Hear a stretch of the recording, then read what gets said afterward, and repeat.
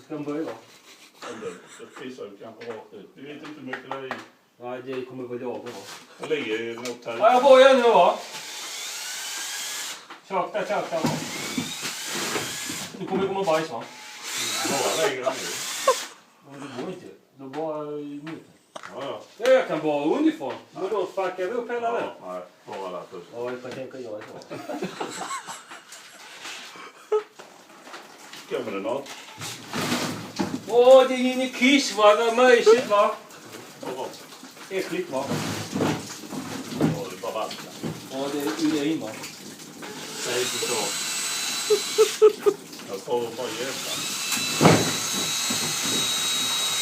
Det var hårt bajs där va? Åh fan vad det luktar piss! Motherfucker! Vad fan vi har nu förvarnat. Se vad som hjälper.